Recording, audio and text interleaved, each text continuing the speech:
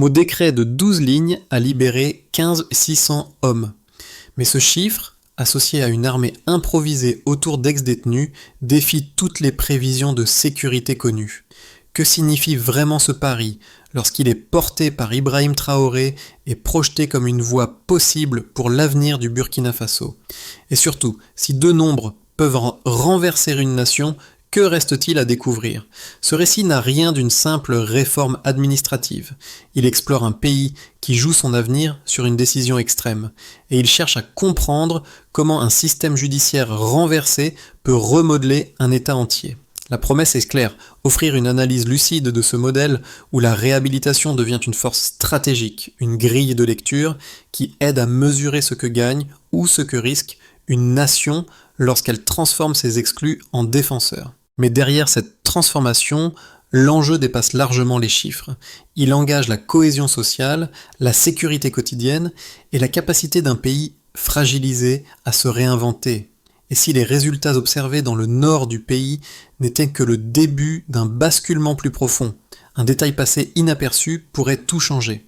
Dans cette perspective, chaque avancée, chaque contraction de violence, chaque hectare cultivé retrouve un sens nouveau, celui d'un État qui tente de survivre en réécrivant le rôle même de la justice. Ils ont été 15 600 à quitter leurs cellules en quelques jours, un mouvement d'une ampleur que personne n'avait anticipé. Et dans le même intervalle, un chiffre s'est imposé. La reconquête de 14% du territoire auparavant perdu. Une progression que même les analystes les plus optimistes n'avaient pas prévue. Ce double basculement éclaire sous un angle nouveau l'initiative d'Ibrahim Traoré. Un pays au bord du gouffre a mobilisé ses marginaux pour reconstruire sa souveraineté. Ici, la séquence semble simple, libération, formation, déploiement, mais elle recouvre en réalité une chaîne d'ajustements successifs qui a transformé l'architecture du pouvoir. Dans un Burkina Faso miné par des années d'attaques, de villages abandonnés et d'infrastructures détruites, les prisons étaient saturées d'hommes condamnés pour des délits mineurs, symptôme d'un système étouffé par la pauvreté. Les groupes armés progressaient, tandis que l'État se fragmentait. C'est dans cette tension extrême que le décret de 12 lignes a été signé. Ce geste, perçu par certains comme une fuite en avant, a introduit une rupture nette dans la conception même de la justice. La faute cessait d'être une fin, elle devenait une ressource. Ibrahim Traoré a reconstruit l'équilibre entre punition et utilité sociale en substituant au mur des prisons une logique de service national. Une telle inversion n'avait aucun précédent dans la région. Le contexte explique aussi pourquoi le pays a réagi avec une vitesse inhabituelle. Les détentions massives, l'effritement sécuritaire et l'occupation de vastes zones rurales avaient créé un vide que les institutions classiques ne pouvaient plus combler. La mise en formation accélérée des ex-détenus répondait à une urgence double. Restaurer la défense et réinsérer une population isolée depuis trop longtemps. Dans ce décor, la question initiale sur l'efficacité d'un tel modèle trouve ses premiers éléments de réponse. La dynamique enclenchée n'est ni improvisée ni accidentelle, elle procède d'un contexte où chaque décision devait éviter l'effondrement. Dans cette transformation rapide, plusieurs figures locales sont devenues des points d'appui pour comprendre comment le programme a réellement touché le terrain. L'une d'elles est un ancien détenu envoyé dans une zone rurale où les villages vivaient, depuis des années, dans la peur constante des incursions armées. Quelques semaines après son arrivée avec son unité fraîchement formée, les marchés ont rouvert et les familles autrefois dispersées ont commencé à revenir. Ce n'est pas un récit héroïque, mais l'illustration concrète d'une présence qui stabilise. Un autre cas, observé dans une commune du Nord, montre comment des ex-détenus ont protégé les récoltes au moment où la saison agricole risquait d'être perdue. En sécurisant les champs et les points d'eau, ils ont permis aux habitants de reprendre une activité essentielle à leur survie. Cette reprise, fragile mais réelle, a offert une visibilité immédiate de l'impact du programme dans des zones jugées perdues quelques mois auparavant. Ces exemples ne sont pas des anecdotes isolées. Ils signalent une réorganisation tacite de la relation entre l'État et ses communautés. Là où les structures officielles avaient reculé, des unités issues de milieux autrefois marginalisés ont réintroduit une forme de continuité institutionnelle. Le rôle de ces figures locales aide à mesurer l'étendue d'une réforme dont les effets ne prennent pas toujours la forme de statistiques, mais plutôt celle de transformations quotidiennes vécues par des milliers de personnes. Ce déplacement du regard permet de saisir l'enjeu réel. Une réforme se juge autant dans l'action discrète que dans les bilans nationaux. Comme une transition naturelle, la stabilisation naît souvent d'acteurs inattendus. L'activation commence brutalement, un décret de 12 lignes. Les prisons se vident. 600 hommes sortent. L'effet de souffle traverse tout le Burkina Faso. Ibrahim Traoré assume la rupture. Il impose une discipline immédiate. Les ex-détenus sont transférés vers des centres d'entraînement improvisés. Rythme accéléré. Aucun délai.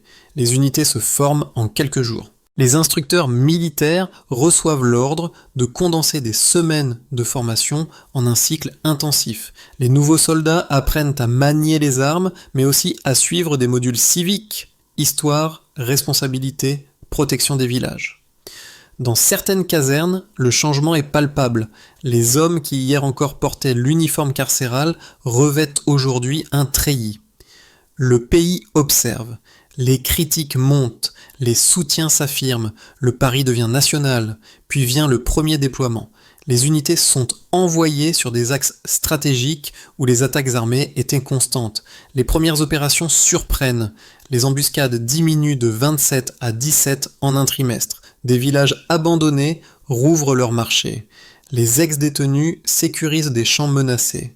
La production agricole grimpe de 21% dans les zones pacifiées. Les rapports internes signalent une chute de 37% des attaques sur certaines routes. Ce tournant devient le cœur du programme. La peur recule. Les familles reviennent. La confiance renaît. Dans plusieurs localités, les habitants voient ces hommes comme les premiers remparts depuis des années.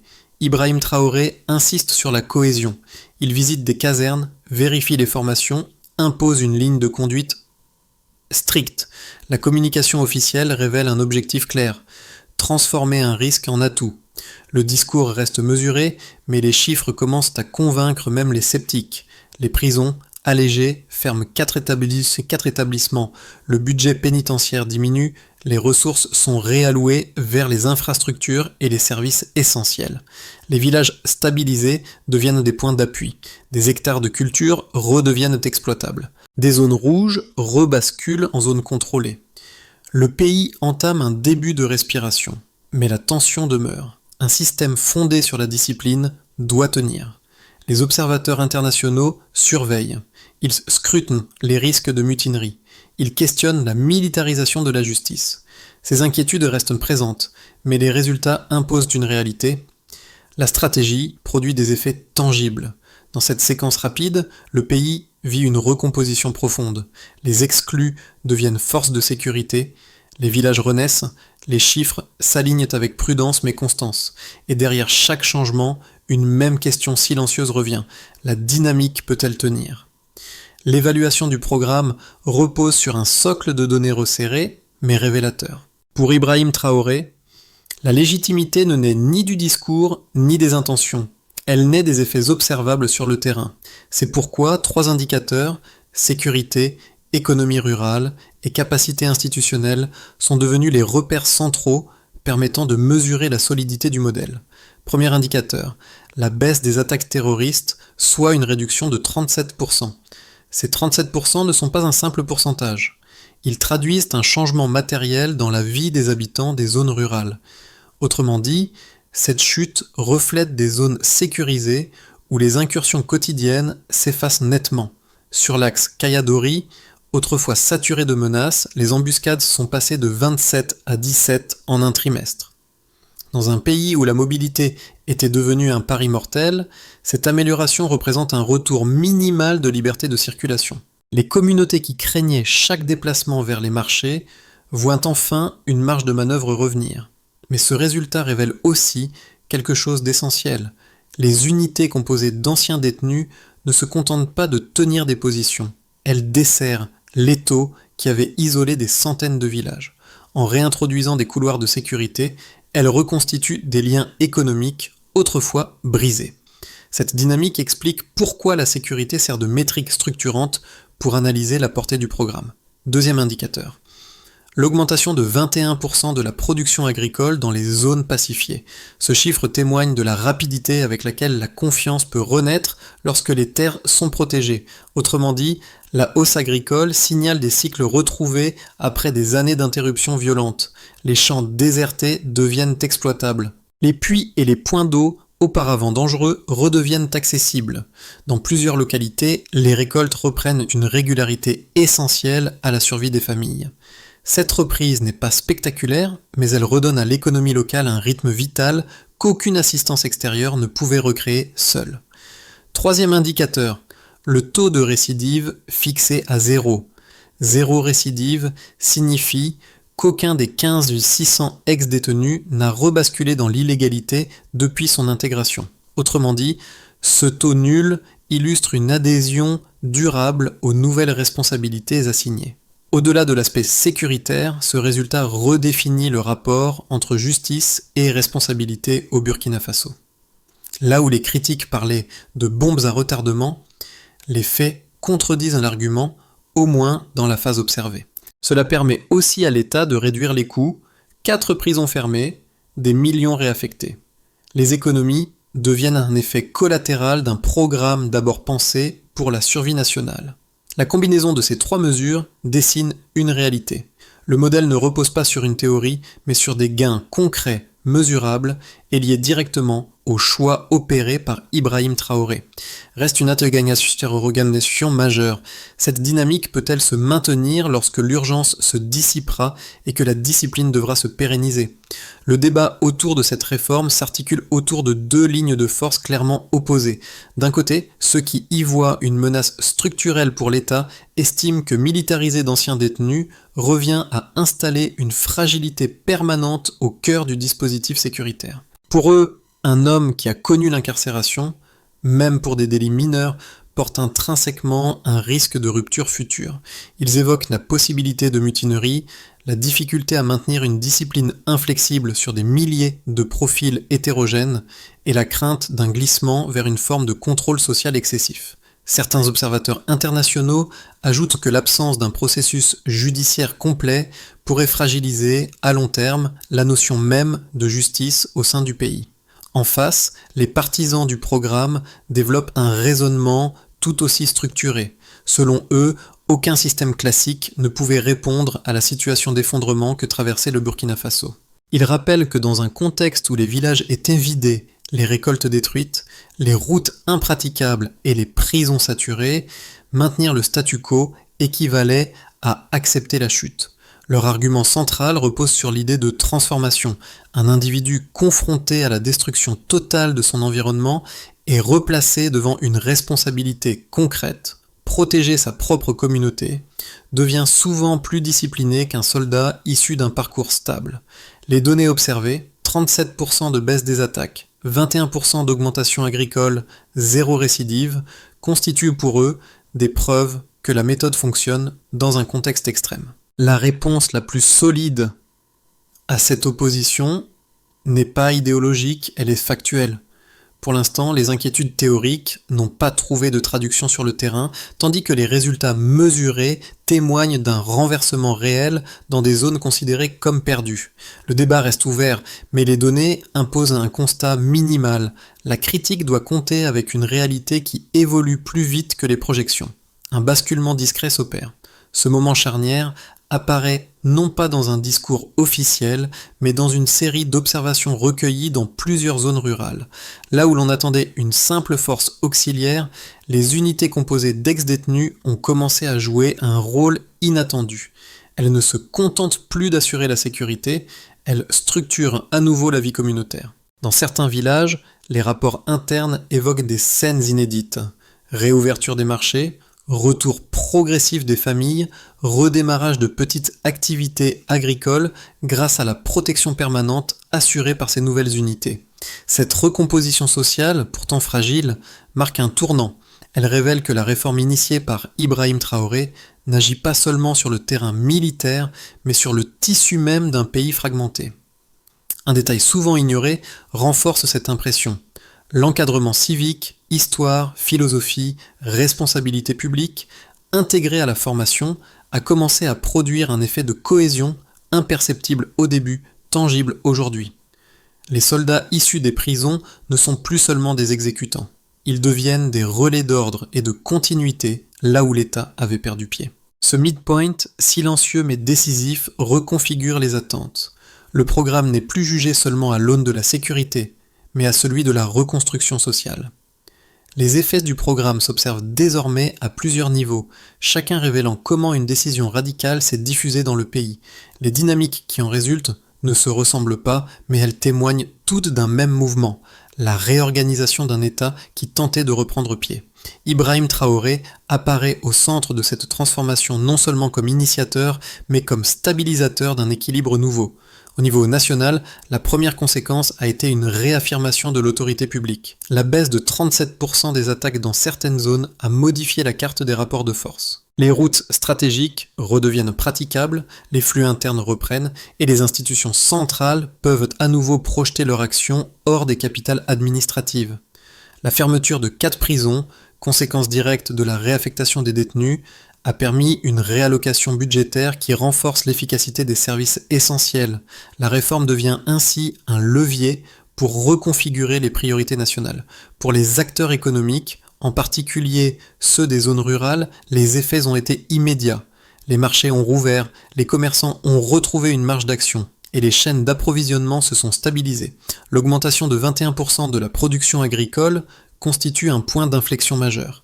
Elle symbolise le retour d'un environnement minimalement sécurisé où les récoltes peuvent à nouveau suivre un cycle régulier. Cette stabilisation, même imparfaite, offre aux entreprises locales un espace où l'investissement redevient possible. Du point de vue des communautés, le changement est d'abord émotionnel.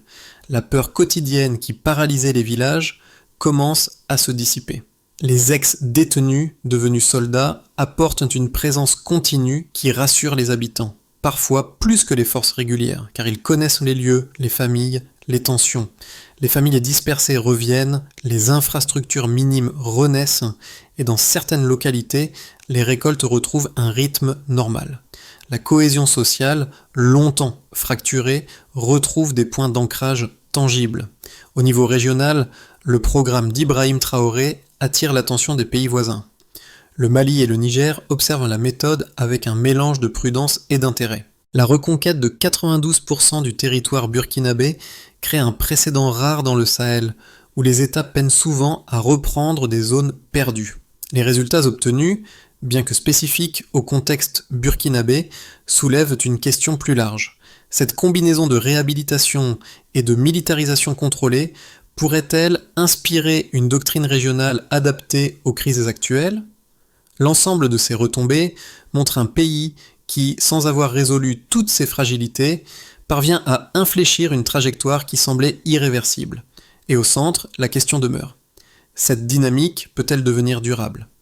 3 trajectoires dominantes émergent pour les prochains mois, chacune portée par des tendances déjà visibles sur le terrain. Elles ne prédisent pas l'avenir, elles dessinent plutôt les conditions dans lesquelles le programme pourrait se maintenir, se renforcer ou se fissurer.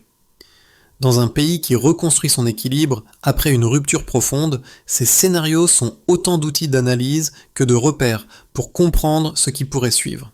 Dans cette configuration, les tendances actuelles se confirment sans accélération spectaculaire. Les unités formées continuent d'assurer la sécurité dans les zones prioritaires, la baisse des attaques se stabilise et l'économie rurale poursuit son redémarrage, soutenue par une production agricole en hausse. Les structures civiles reprennent lentement leurs fonctions et l'intégration des ex-détenus se normalise.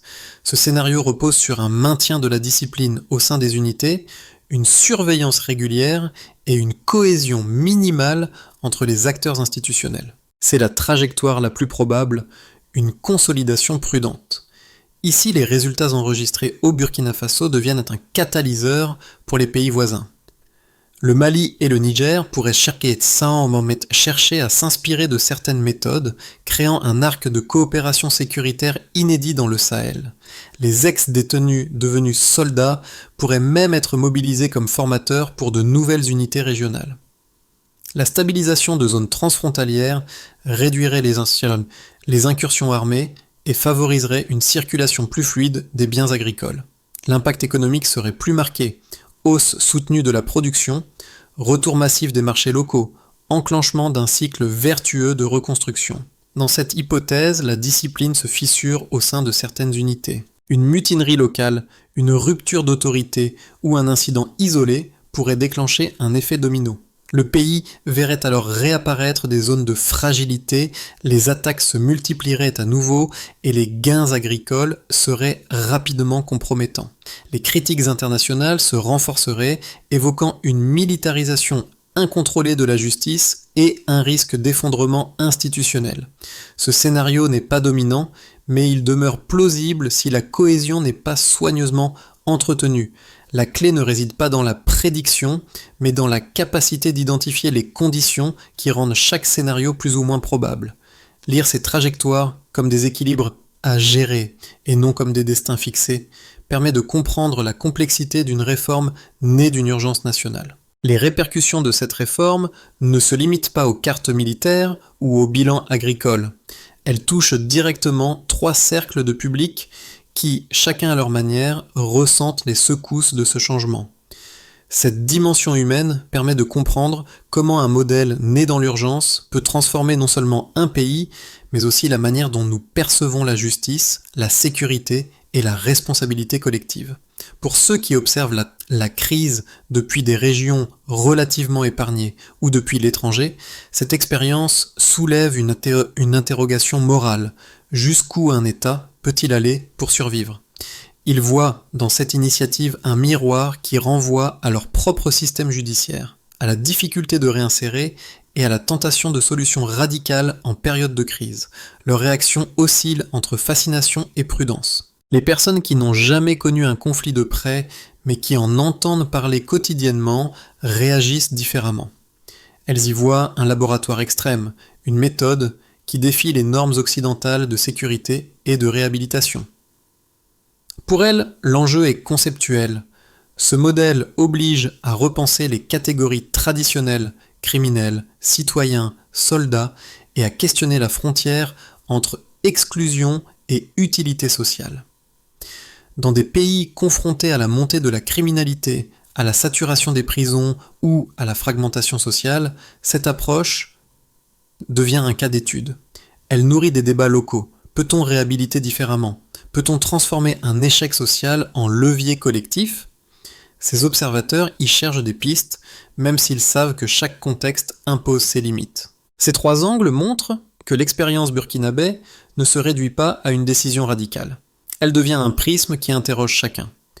Pour que la dynamique enclenchée ne soit pas un épisode isolé, mais un modèle durable, plusieurs étapes structurées doivent être mises en place. Elles constituent une feuille de route pensée pour organiser, stabiliser et mesurer le programme lancé sous l'impulsion d'Ibrahim Traoré, dans un contexte où chaque erreur peut fragiliser les acquis. Les centres d'entraînement doivent être réunis sous une double supervision civile et militaire. Cette articulation garantit que les ex-détenus ne reçoivent pas seulement une instruction de combat, mais un apprentissage civique cohérent. C'est aussi un moyen d'éviter les écarts de discipline entre unités, en imposant un même référentiel de valeurs. Pour que la réinsertion reste durable, les principes de responsabilité, de dignité et de service doivent être présents dans tout l'appareil étatique, école, administration locale, programme communautaire. Cette cohérence diffuse empêche que le programme reste cantonné à l'armée et inscrit la réhabilitation dans la culture publique. Le Mali et le Niger partagent les mêmes vulnérabilités.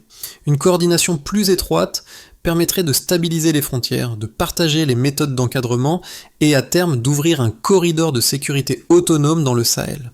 Cette coopération réduirait la pression sur les unités burkinabées et renforcerait la résilience régionale. 4 critères sont essentiels: reconquête territoriale, taux de récidive, performance agricole et stabilité des infrastructures. Ils créent une mesure objective du programme et permettent des ajustements rapides lorsque des tensions apparaissent. Sans cette évaluation continue, le modèle risquerait de se dérégler. Ce chemin, s'il est suivi avec rigueur, peut transformer une initiative née dans la crise en architecture durable de stabilité.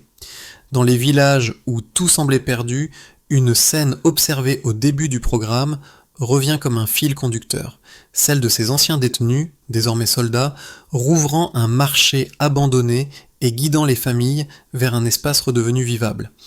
Cette image, simple mais tenace, sert de rappel à ce que ce modèle a réellement bouleversé. Elle renvoie directement à ces figures locales évoquées plus tôt, celles qui, par leur présence, ont stabilisé des territoires entiers bien avant que les statistiques ne commencent à parler. Dans ce tableau réassemblé, Ibrahim Traoré n'apparaît pas comme un architecte lointain, mais comme le catalyseur d'un retournement improbable. La rédemption, ici, n'est pas une abstraction morale.